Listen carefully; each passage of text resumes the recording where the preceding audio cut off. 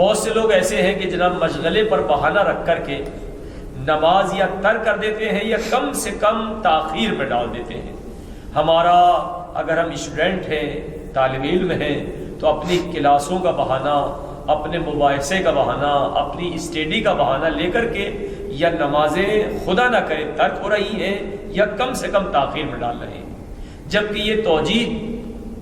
معقول نہیں ہے. اس کے لیے راہ حل نکالا جا سکتا ہے. یا ہمارا مشغلہ، ہم اپنی ڈیوٹی کو دیکھتے ہوئے، اپنے کاروبار کو دیکھتے ہوئے، اپنے بزنس کو دیکھتے ہوئے، اپنی ملاقاتوں کو دیکھتے ہوئے، اپنی میٹنگز کو دیکھتے ہوئے، ہم سرکاری آفیسر ہیں، پرائیویٹ جاب ہے، جو بھی ہے، جہاں بھی ہیں، اپنی زندگی کو اس طرح سے نامرتب کر کے توجیہ کرنا کہ جناب ہمیں ٹائم نہیں ملتا ہے. یہ سب سے بڑی رکاوٹ ہماری زندگی میں ہے. سب سے بڑا موانع میں سے ایک عظیم مانع یہ ہے.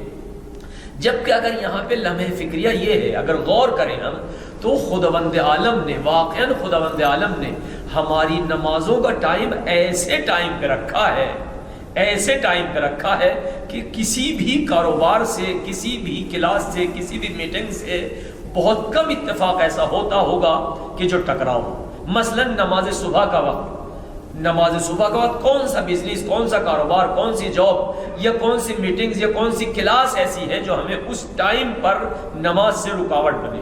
نہیں ہے. ہمارا سوتا رہنا ایک الگ چیز ہے، یہ ہماری اپنی مشکل ہے، لیکن یہ کہ جناب بہانہ نہیں چلے. یا نماز ظہرین کا ٹائم، دیکھیے صبح سے جو لوگ ڈیوٹی پہ بیٹھے ہیں وہ یقیناً جب ظہر کا ٹائم آتا ہے تو خود فطری طور پر، خود انسانی جسمانی طور پر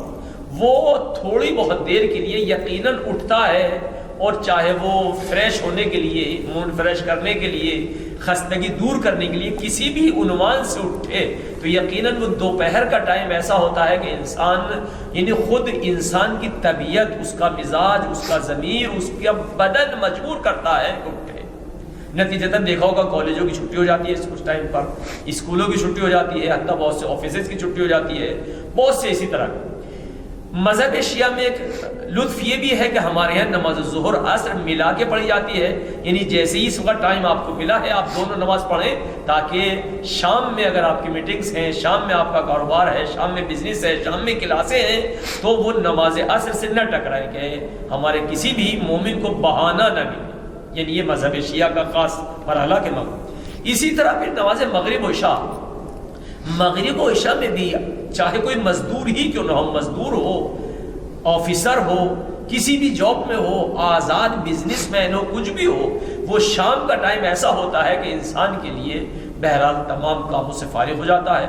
چاہے بہت سو رات میں بھی کام کرنا ہے تو بھی وہ ٹائم اس طرح سے اللہ نے نماز کا رکھا ہے کہ انسان اگر ٹائم نکالنا چاہے. لہٰذا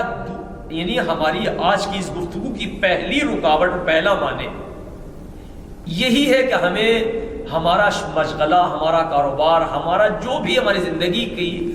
سامنے مسائل ہیں وہ ہم بہانہ لیتے ہیں، جبکہ یہ راہ حل ہے. اگر انسان اپنی زندگی کے ٹائم ٹیبل منظم کر لے اور اپنے تمام اوقات مرتب کر لے تو نماز کے لیے کوئی زیادہ ٹائم نہیں ہے کہ ہمارا بہت زیادہ ٹائم خرچ ہوگا اور نماز نہیں پڑھ پائے.